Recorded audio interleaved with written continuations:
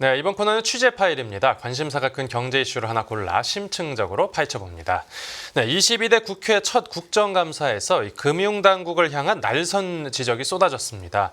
가계대출, 그리고 부동산 TF, 팀원 위메프 사태, 그리고 우리은행 부당대출 의혹까지 다양한 현안이 도마 위에 올랐는데요. 지난 금융위원회와 금융감독원 국정감사 경제부 윤슬기 기자와 함께 되짚어보겠습니다. 네, 어서 오십시오. 안녕하세요. 네, 우선 이달 초에 있었던 그 금융위 국정감사 이 쟁점 사안부터 짚어주시죠. 네. 지난 10일 진행된 정무위 국감에서는 이제 금융위, 한국산업은행, 그다음에 중소기업은행을 대상으로 진행이 됐고요. 네. 그다음에 17일에는 금융감독원이랑 이제 국정감사가 진행이 됐는데요. 네. 김병원 금융위원장 같은 경우는 취임 후 처음으로 이번에 국정감사에 참여하게 된 케이스입니다. 데뷔했네요. 네, 네네. 이 금융위 국감부터 좀 짚어보겠습니다. 가장 아무래도 중점적으로 다뤄진 게 가계대출 부분입니다. 7, 8월에 이제 가계대출이 급격히 불어나면서 의원들은 이제 가계대출의 급격히 증가한 원인이 무엇인지, 뭐 금융당국에서는 이를 어떻게 관리하고 있는 것인지 좀 질의가 좀 국감 내내 이어졌습니다. 네.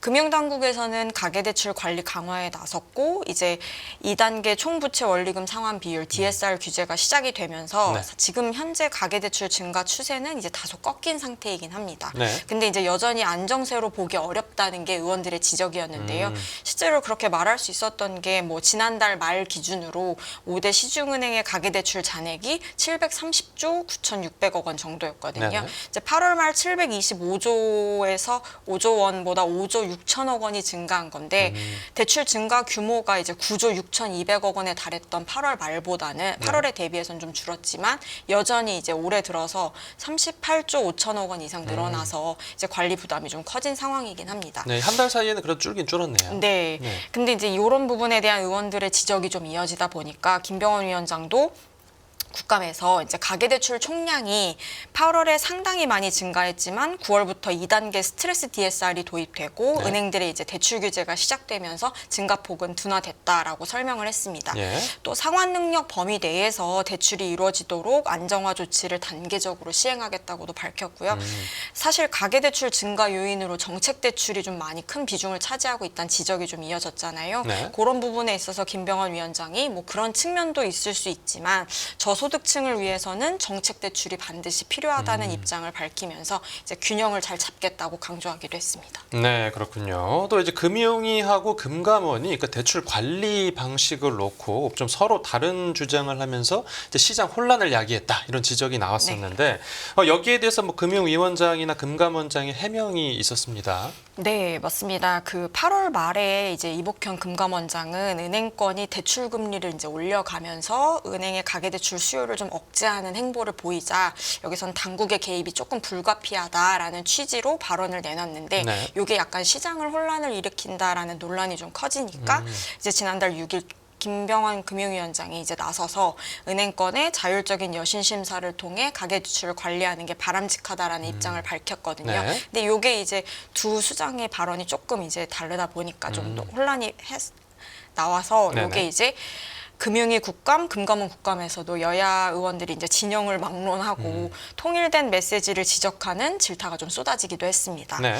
뭐 더불어민주당 강준현 의원 같은 경우는 금융위 국감에서 뭐 금감원장 발언으로 시장의 혼란을 초래했다는 비판이 많다면서 이제 은행 탓만 그간 했었는데 앞으로는 좀 당국이 일관된 메시지가 나와야 된다라고 지적을 하기도 했고요. 예. 이에 대해서 김병원 위원장은 이제 금융 컨트롤 타워 역할은 금융위가 하고 있다라고 못을 받기도 하면서 네. 금감원장이 이제 당시에는 상황을 강조한 부분이 이제 언론에 부각되면서 혼선이 조금 있었다라고 설명을 했고요. 취임하고 소통하고 조율을 통해 이제 유념하면서 업무에 임하겠다라고 답하기도 했습니다. 네. 17일 금감원 국감에서는 이제 국민의힘 이현승 의원하고 권성동 의원이 각각 이제 이 원장의 그간 발언에 대해서 좀 지적하는 발언을 했었는데요. 네.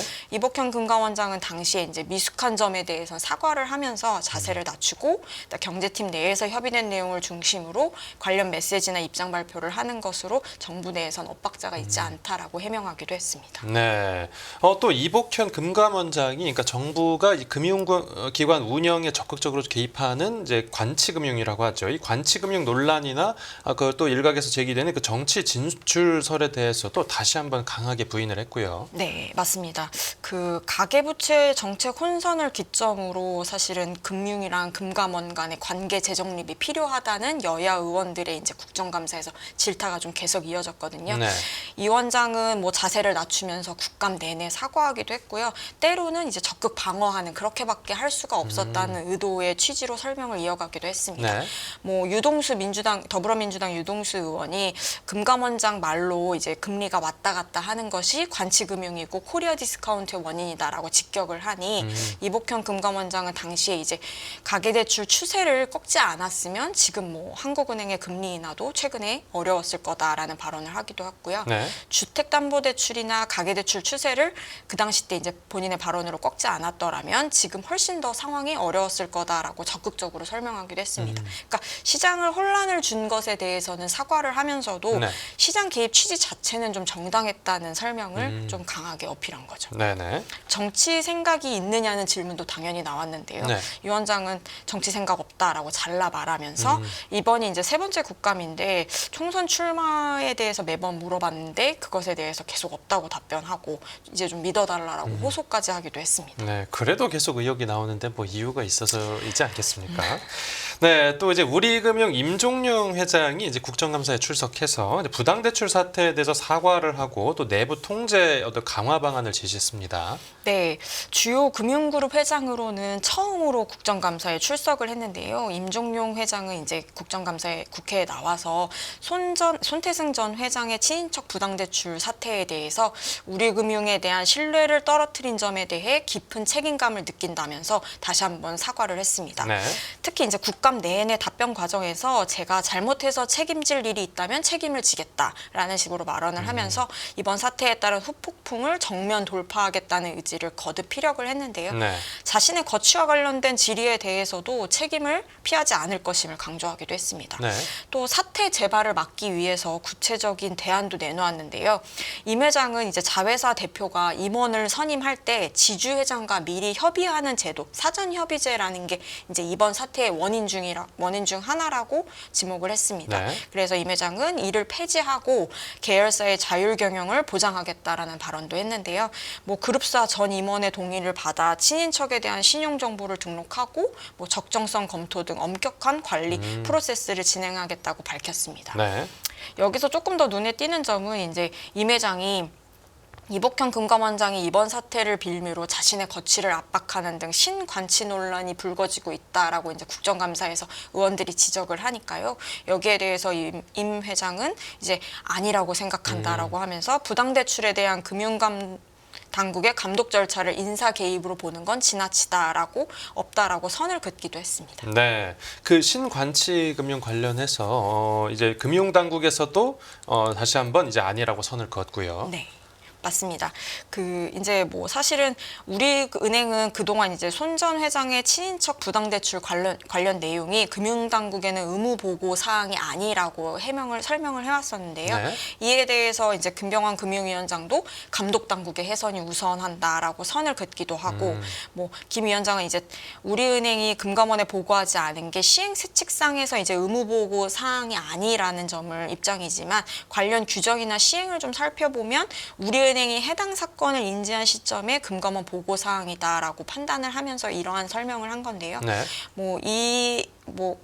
이 원장은 이에 대해서는 겸허히 잘 수용하고 말씀을 잘 새겨 듣겠다는 정도로 답변을 했습니다. 네. 이 또 다른 얘기도 해보자면 이제 김건희 여사의 도이치모터스 그 주가 조작 의혹 사건이 불기소 처분되는 것과 관련해서도 야당의 집중 추궁이 이어졌는데 이제 금융위원장이나 아니면 금감원장 반응은 어땠습니까? 김 위원장과 사실 이복현 금감원장 모두 국정감사에서 도이치모터스 주가 조작 의혹 사건과 관련해서는 좀 진땀을 뺀 모양새기는 했는데요. 네. 특히 이제 윤석열 사단 막내라고 취임 초기부터 좀 이렇게 불리면서 최초의 검사 출신 금감원 수장이 되기도 했잖아요. 그래서 이복현 금감원장을 겨냥해서 야권의 공세는 좀 매서웠습니다. 네. 야당 의원들은 이제 거의 전원이 도이치모터스 사건을 언급하면서 이 원장에게 답변, 이에 대한 입장이 무엇인지를 집중적으로 추궁을 했고요. 네. 검찰 당시 이제 17일 날 금융감독원 국정감사였는데 이날 오전 중으로 이제 검찰이 무혐의에 대한 발표를 했거든요. 김건희 여사의 이 도이치모터스 사건 관련해서요. 네. 이에 대한 성토를 또 야당 의원들이 쏟아내기도 했습니다. 뭐 민주당 조승래 의원, 천준우 의원 같은 경우는 이제 이게 김건희 여사의 도이치모터스 주가 조작 혐의에 대해서 이제 무혐의 처분 나온 걸 이복현 금감원장은 도대체 어떤 입장을 갖고 있냐라면서 집중적으로 추궁하기도 했고요. 네. 이에 대해서 이제 이 원장은 제가 답변할 위치가 있을지에 대해 고민해봐야 할 것 같다. 검찰에서 인지수사 형태로 진행한 것이다 보니 증거관계에 대해 정확히 모르겠다라면서 말을 아꼈습니다. 네네. 김병완 위원장도 이제 뭐 확실한 통정 매매로 보인다, 혹은 주가 조작의 전형적인 형태가 아니냐는 야당 의원들의 비판에 대해서 예. 검찰에서 그동안 조사해온 부분이라면서 이제 답을 좀 즉답을 회피하기도 했습니다. 네, 이 지금까지 정무위 국감에서 다뤄졌던 뭐 다양한 금융 이슈들을 이제 확인을 해봤는데 뭐 그 외에도 뭐 다양한 쟁점 사안들이 있었죠. 네, 맞습니다. 뭐 금융투자소득세 같은 경우에서도 이제 그런 내용도 다뤄지기도 했고요. 네. 아무래도 이제 티몬 위메프 사태 관련해서도 언급이 있었습니다. 부동산 프로젝트 파이낸싱 구조조정 진행 과정을 묻는 의원들도 많았고요. 네.